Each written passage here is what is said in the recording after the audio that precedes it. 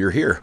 Oh, I thought you guys were slacking today. Oh man, hey, welcome James here, your ABX audiophile. Today we are going to be talking about, I always like to jump into the kind of some of these budget things, and we've done a lot of the Fozzy Audio, IEMAs, Duke, kind of amplifiers and stuff. And for my vinyl guys out there and gals, we are going to look at today a very budget option for a Phono preamplifier, right around the $100 range. And I've listened to a lot of these Phono preamps kind of in this cheap space, especially a couple years ago. Had a couple of the ones with the little tubes in them and all that stuff. Some of them from IEMA as well, and some other brands. And they're all pretty decent, but once you kind of jump up in your, upgrading your turntable or your cartridge or something, you can kind of quickly outgrow these things.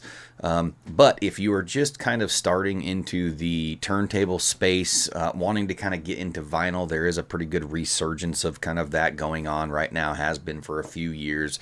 Everybody's going out and buying these, $200-300 turntables. Some of them have built-in Phono preamplifiers. So if you're looking to kind of upgrade from that space or kind of jump into something, maybe a jump up or a tier up and kind of starting to get into, some separate Phono preamps, but you're still kind of living in the budget space, I've got one for you that I actually really enjoyed, and it is the IEMA T3 Pro. I believe it comes in at about $100. You can check out their website. Let's take a quick look at this thing. We'll talk about some of the specs.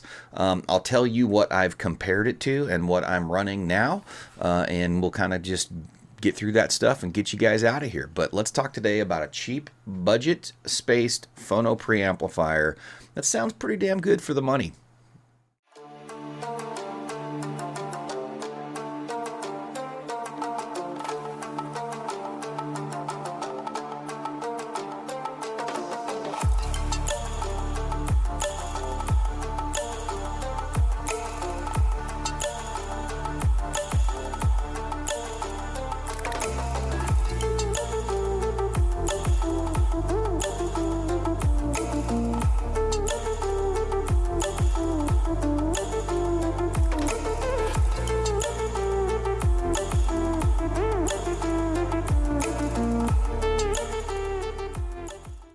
All right, so that was a quick kind of look at the IEMA T3 Pro Phono preamplifier. I've actually got it here. We'll kind of walk through it a little bit, but one of the first things you're going to notice is the variable gain on the front. I thought this was pretty cool because a lot of times you set your gain to different settings and it's kind of fixed within your Phono preamplifiers. This one is completely variable, so you can kind of just set this thing wherever you feel that gain works best with your cartridge or your downstream gear that you're running it into. So you've got a lot of adjustability there.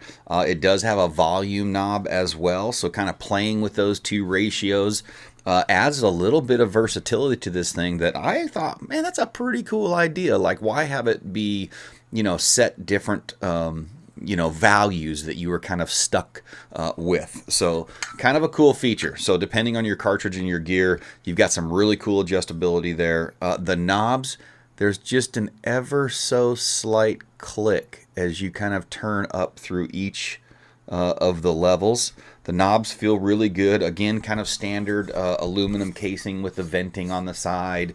I didn't get any real heat from this thing, so the venting looks cool, probably functions in some capacity. Simple little power switch here, standard toggle switch that you see on all of these kind of more entry-level units, whether it be the amplifiers, DACs, preamplifiers, or Phono preamps. They seem to be kind of all using the same, parts, if you will. On the back, you've got your standard input from your turntable with a little ground. Again, standard issue. You've got your output, little 12-volt dongle. The cool thing about this one is, if you look at the bottom, make sure I get this up the right way for you guys. Let's see if we're gonna, there we go. It's got a lot of adjustability down here on the bottom, so you can switch from moving magnet to moving coil just by switching up or down that last switch. You can see that we got the two different right and left channels. And then it gives you your kind of ohm loading down there. So you've got 1 through 8. So you can go from 75 ohms all the way up to 8.2K, depending on which switches you have up. And then you've also got a high pass filter or just kind of a flat, setting there. So you can adjust those. So the cool thing about this, let's talk about kind of how this thing sounds. I mean, obviously I'm running some pretty high-end gear. So I run a VPI Scout, with a Dynavector 20x2 or something cartridge. I think just alone those things probably sit around $4,000, $5,000.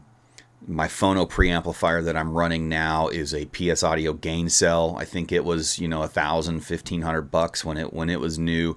So I'm coming from some space where really some high-end gear. And one of the things I really focus on in preamplifiers is how quiet they are. Right, when we had the Waxwing from Parks Audio in, that was one of the coolest things about that product was how quiet it was. Of course, that's a $400 Phono preamplifier. So the thing that I liked about this IEMA was how quiet it was. It really didn't have a lot of hum to it. Some of those cheaper ones that I've got with kind of the tubes and some of the $40, $50, $60 Phono preamplifiers that I've messed with, kind of in the past.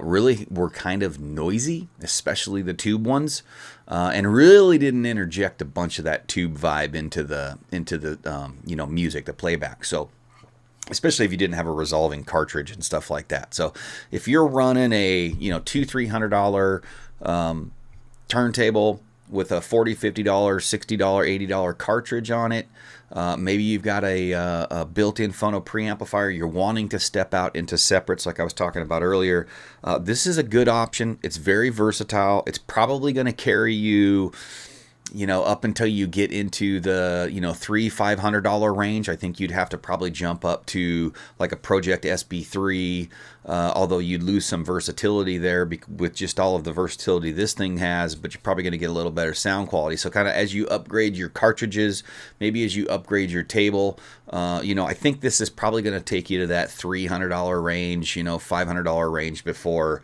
I'm not really kind of making lateral movements. I'm making a good jump up into the next category or tier of sound quality performances as it is with vinyl playback.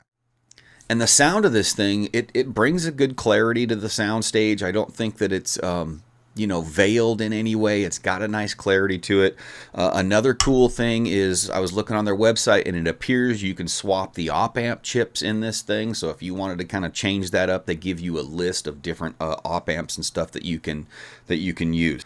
So if this is something you're looking for, again, there's the bottom of it. Get to zoom in. Front plate looking pretty good. It's got the nice little venting. There's the back on it. You guys kind of saw that. Got the nice little rubber feet. For $100, I think that's probably the best you're going to do in that space. And it pairs really well with the IEMA, I think it was the 07 Pro. I think that's actually what they show it with. But a nice little Class D amp like that, and a nice little Phono pre. You got a nice little $300-$400 turntable with a good cart. It's going to be a good little system for you. And you can run out to a set of active speakers if you've got something like that. Or if you've got a full passive system, you've got that kind of rocking and rolling and dialed in. So anyway, I appreciate you guys. I'm James, your ABX audiophile, and this is another budget rundown of some pretty cool stuff. Check out the T3 Pro. Later, guys.